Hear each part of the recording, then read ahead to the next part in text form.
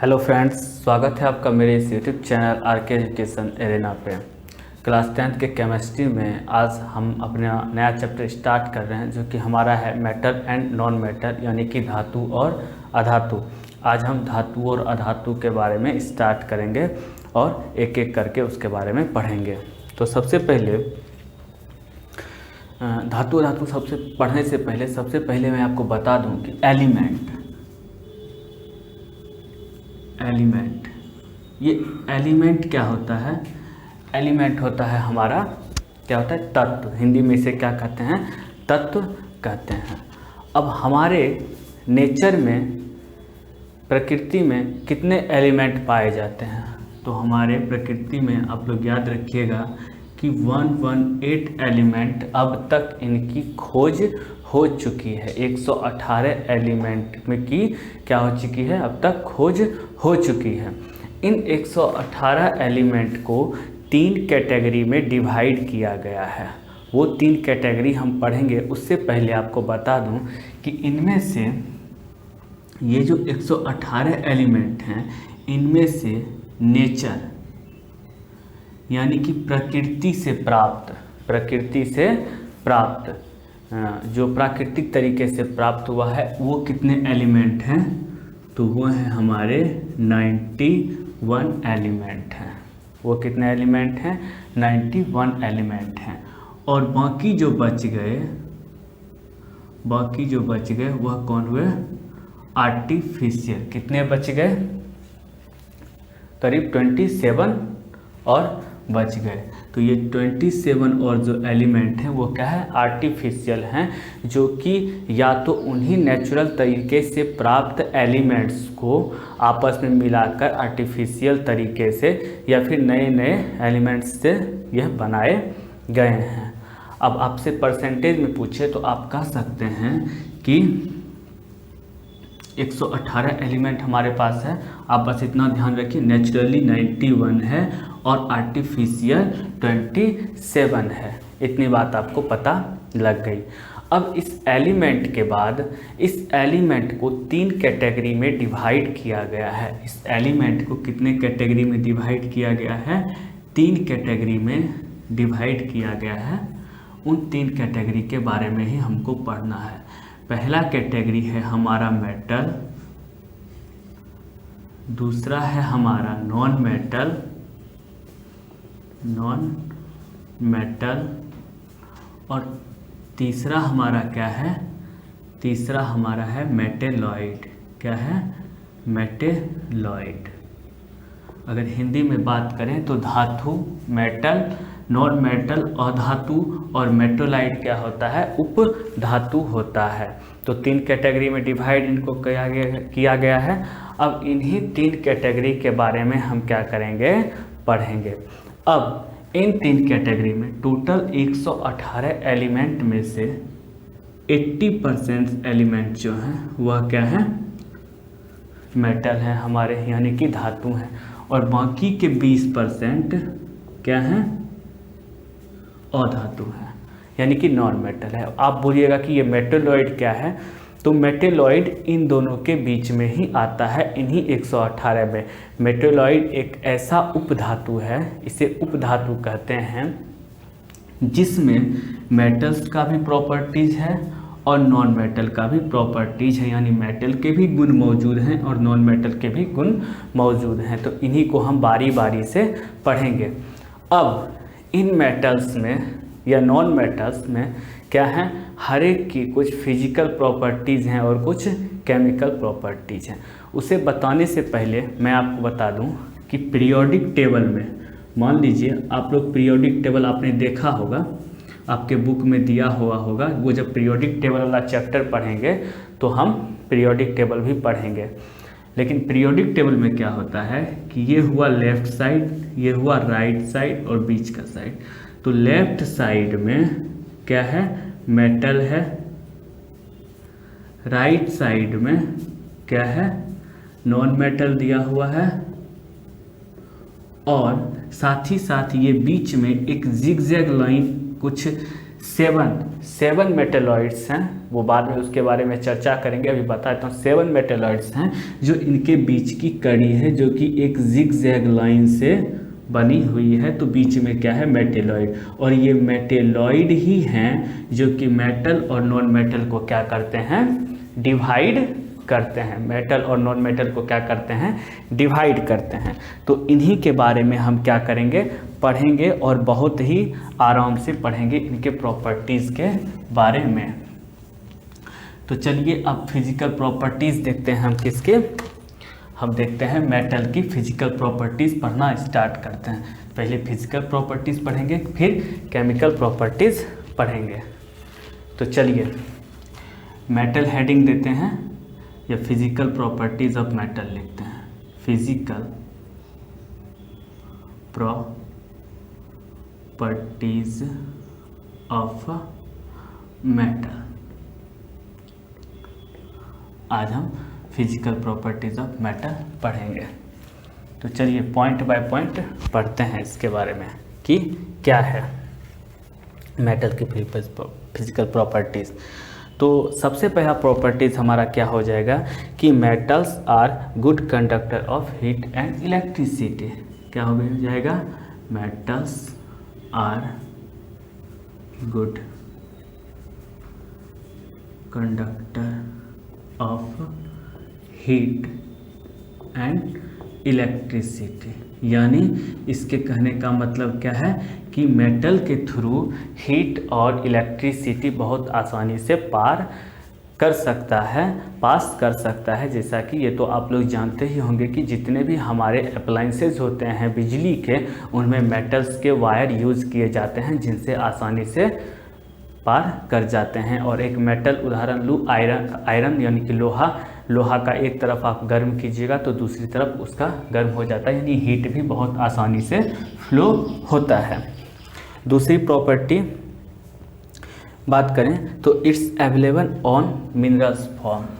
It's available on mineral forms.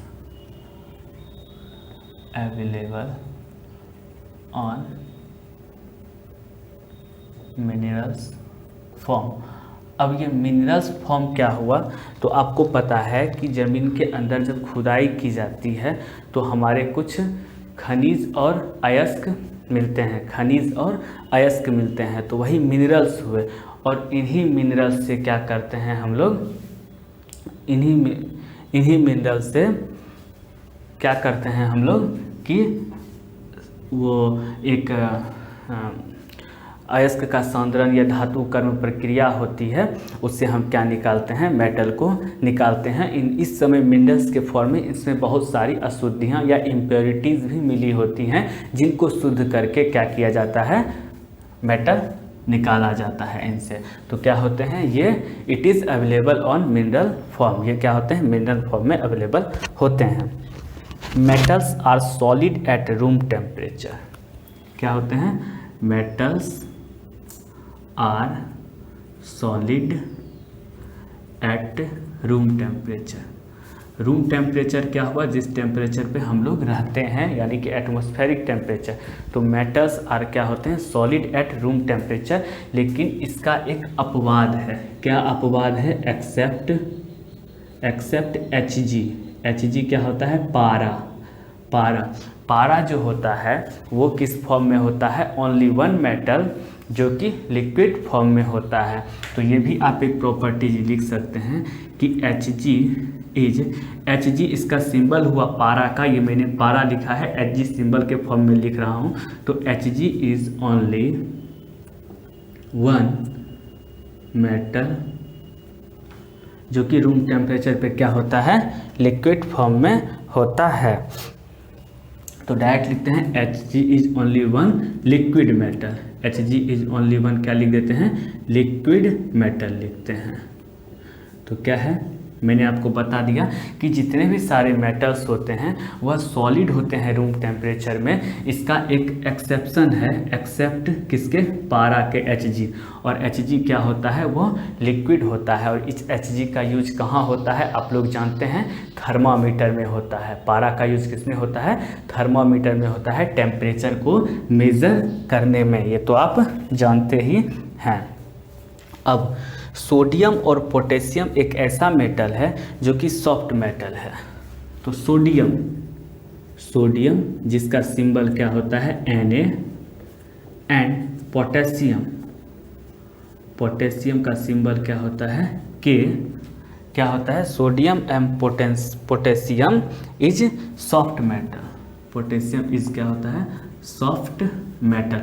अब आप कहिएगा कि सॉफ्ट मेटल से क्या तात्पर्य है, आपने सॉफ्ट मेटल क्यों बोला, क्योंकि यह मेटल्स इतने मुलायम होते हैं कि इन्हें क्या किया जा सकता है, इजीली कट बाय नाइफ, यानी कि इसे क्या किया जा सकता है, आसानी से आप चाकू से काट सकते हैं। बाकी के जितने भी मेटल होते हैं वो इतने कठोर होते हैं, जैसे आप लोहा ही रख लीजिए, सोना ही रख लीजिए, चांदी ही रख लीजिए, क्या उससे आप काट सकते हैं चाकू से, नहीं काट सकते हैं। लेकिन सोडियम और पोटेशियम एक ऐसा मेटल है जिसे आप आसानी से क्या कर सकते हैं, चाकू से काट सकते हैं। और यही होता है कि सोडियम और potassium are kept immerse in kerosene.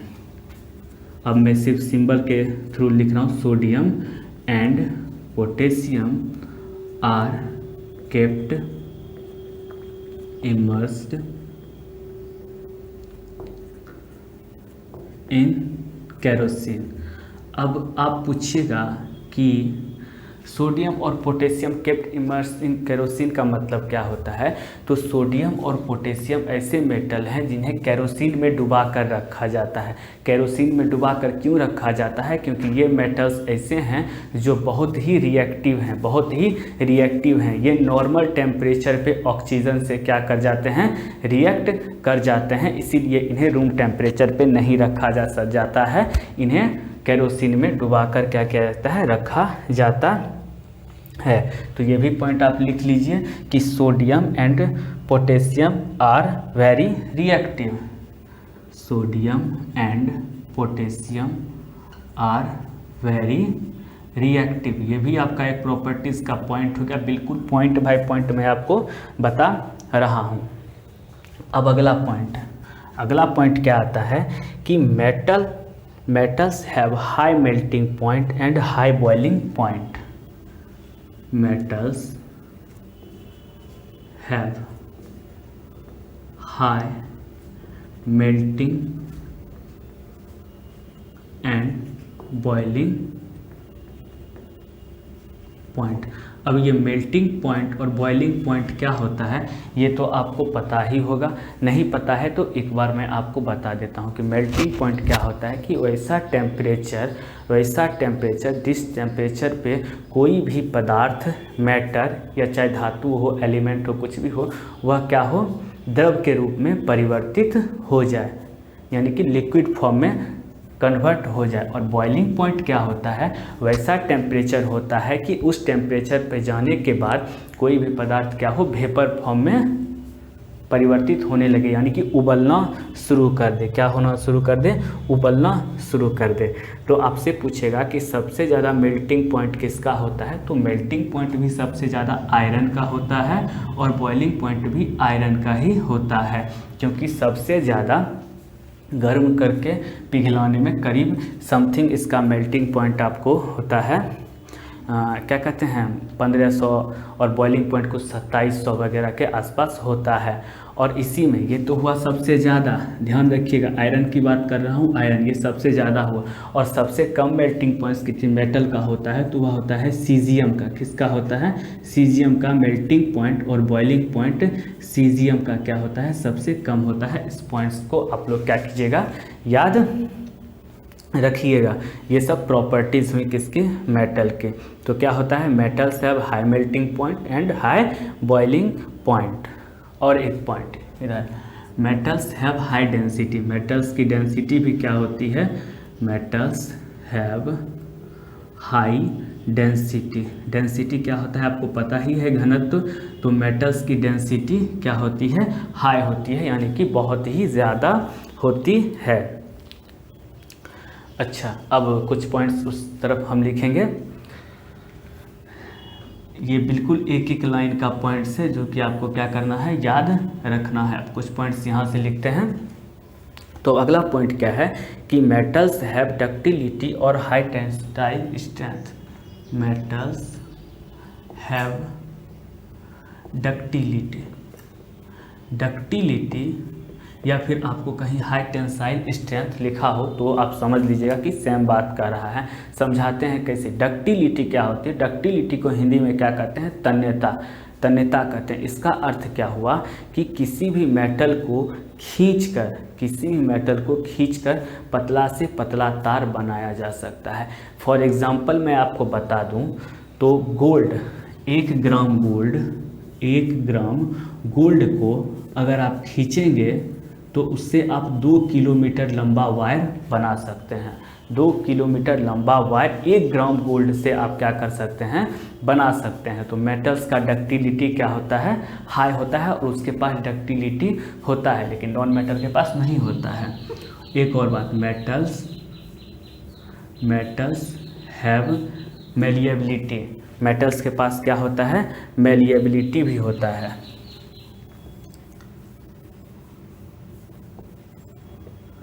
अब आप पूछिएगा कि ये मेलिएबिलिटी क्या होता है, तो मेटल्स के पास क्या होता है मेलिएबिलिटी कि उसको अगर हथौड़े से पीटें तो मेटल्स को हथौड़े से पीटने पर उससे पतला से पतला चादर के फॉर्म में बनाया जा सकता है। कहने का मतलब है कि एक पेपर कितना पतला होता है उस फॉर्म में भी आप ला सकते हैं। फॉर एग्जांपल आपने सिल्वर फॉइल देखा होगा जिसमें खाना, या एल्युमिनियम फॉइल देखा होगा जिसमें खाना पैक करते हैं, वो कैसे मुड़ जाता है। तो मेटल्स के पास क्या होता है, मेलिएबिलिटी होता है, उससे पीटकर पतला से पतला चादर बनाया जा सकता है, कागज के पतले पत्थर की तरह। ठीक है, और डक्टिलिटी आपको पता लग गया। और आपसे पूछेगा कि मोस्ट डक्टाइल मटेरियल कौन है, तो आप याद रखिएगा एग्जांपल के तौर पर गोल्ड और सिल्वर क्या है, मोस्ट डक्टाइल मटेरियल है। गोल्ड और सिल्वर क्या है, मोस्ट डक्टाइल मटेरियल है। ये आप याद रखिएगा।